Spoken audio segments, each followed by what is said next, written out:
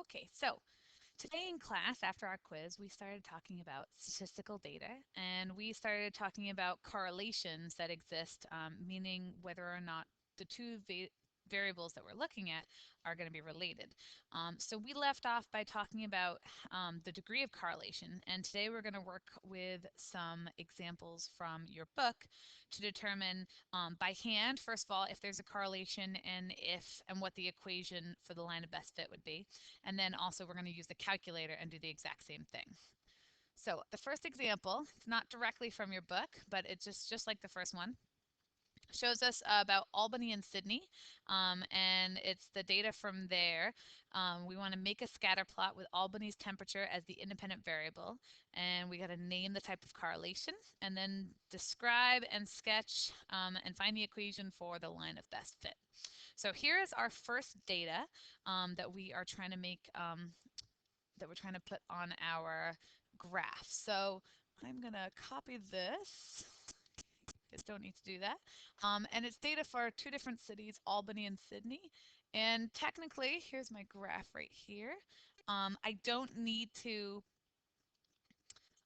put the like on the X and Y axis. It doesn't really matter which one's going to go where, Albany or Sydney, because in this case, they're just two kind of different cities and seeing if somehow they're related based on their distance from the equator. Normally on the x-axis, you'd put something like time or month or something, and then on the y-axis, you would put something that was changing based on that. So here, I'm going to go ahead and put temperature in Albany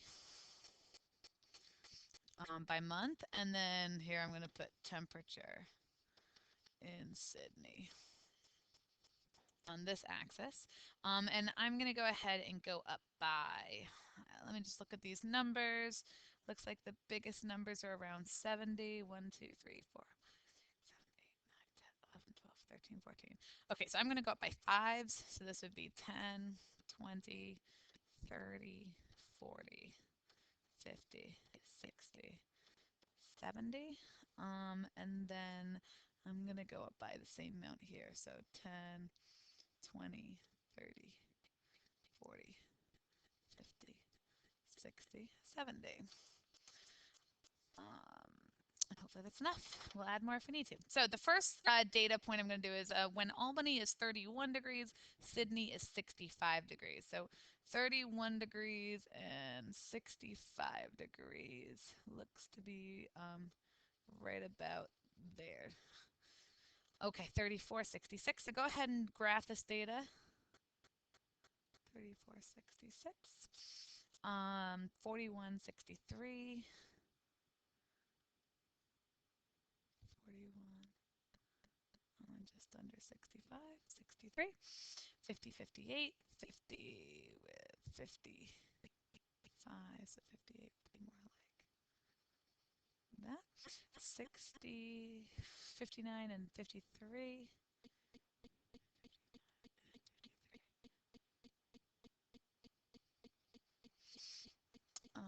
67, 49. 67. 49 will be right under 50. 70, 46. 70, 45, 46, be a little bit over. 70, 48. So that'd be a little closer. 62, 52.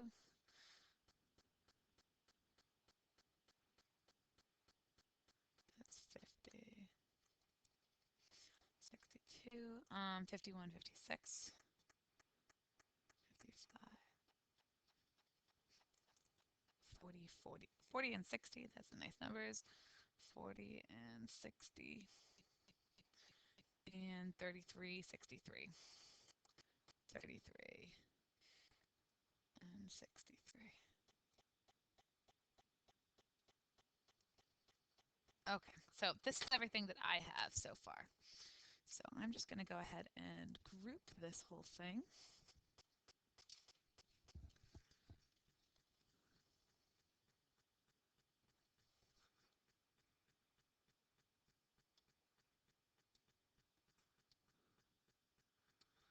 Okay, and so now that I have plotted the points, I can go ahead and identify the correlation. And so since it looks like as the temperature in Albany is lower, it's higher in Sydney, and it looks like as the temperature in Albany gets warmer, the temperature in Sydney drops. We would call this a negative correlation.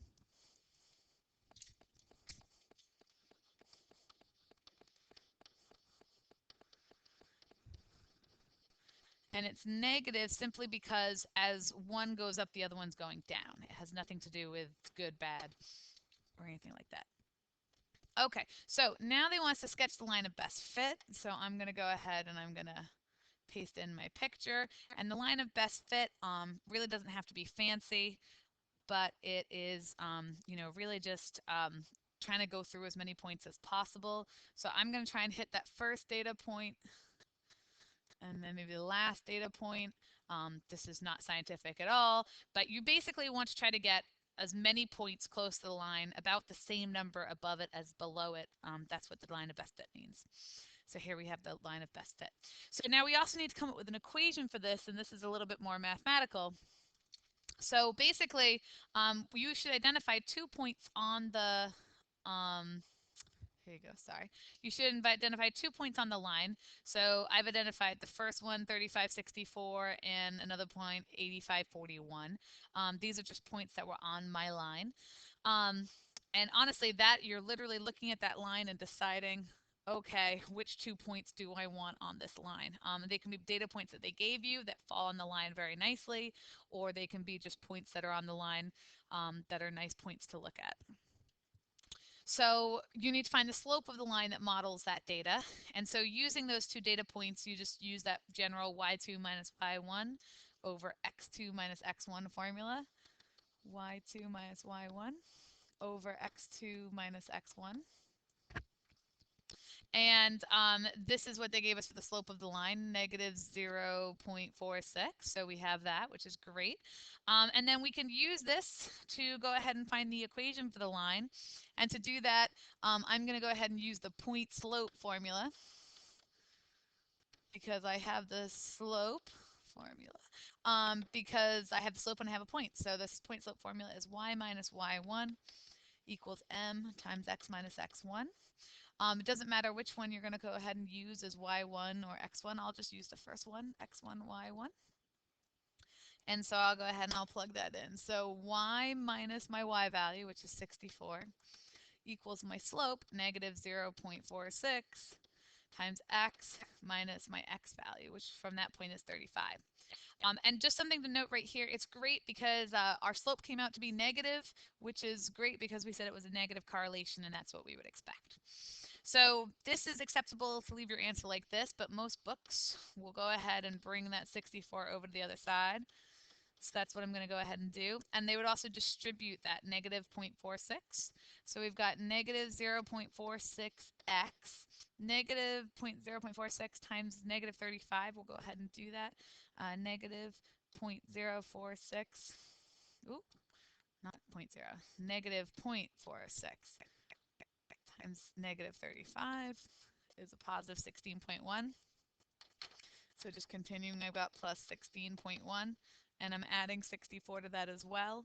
And so that is negative 0.46x, and 16.1 and 64 is plus 70, 80.1.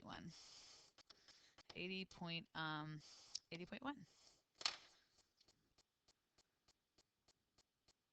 So this would be your final answer, which is the equation for the line of best fit, y equals this amount. Okay, so that's you doing it by hand, and doing it by hand is necessary, but we also need to know how to use our calculator. So I'm going to go ahead and I'm going to move on to a second example, which is asking us to do the exact same thing, scatter plot, identify the correlation, sketch a line of best fit, and find its equation. So I'm going to go do that for this new set of data. Here's my set of data. It's minutes played and points scored. And even though it doesn't, it does ask me to sketch, and we're going to have to sketch. But whenever you have time, time should go on the x-axis. And so this is minutes played, and this is going to be points scored. Okay, so I'm going to go ahead and I'm going to use my calculator, and everyone has their calculator at home, hopefully. And in order to do anything to do with statistics, I'm going to use the stat menu, which is right here, that button, and I'm going to hit that button, which is right next to the X and below the delete. Okay, so first, in order to get started, I need to edit some lists, and that's the first option, so I'm going to hit enter. And my lists have some numbers in there. I want to get rid of those numbers, so I'm actually going to use the arrow button. I'm going to arrow up until I'm on top of the list, and I'm going to hit clear and then enter. That will clear out that list. Do not hit delete because that will get the list completely gone. I'm going to arrow over now to do the same thing for L1. I'm going to hit clear and I'm going to hit enter.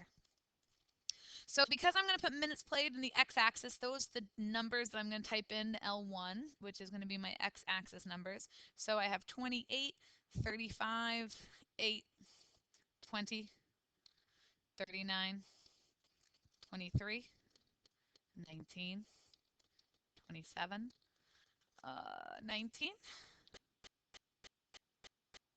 ooh, 23, 19, 27, ooh, I'm going back, 15, sorry, not 19, 15, and 30. And I'm just going to double check 1, 2, 3, 4, 5, 6, 7, 8, 9, 10, 10 items because you definitely want to make sure you have the right number of items. Okay, so now I'm going to go ahead and I'm going to put my Y values in. Those will be the points scored. 16, 13, 2, 12, 31, 10, 9, 15, 4, and 19. And just make sure that those two lists match the numbers because sometimes we mess up a little bit. Okay, so in order to plot things, I told you that all of the buttons to do with graphing were right under the screen. And one of them right over here by y equals is labeled stat plot, which means I'm going to plot my statistical data, which is what we want to do. So I'm going to hit second and stat plot. Now yours will probably say plot one off. Mine says plot one on because I've been playing with this, but it doesn't matter. That's the one we're going to go to. So we're going to hit enter. And if yours has a black box around the word off, like this, for example, we're going to go ahead and we're going to arrow over to on and we're going to hit on. Okay, your type, you're going to leave it as the first one, which is perfect.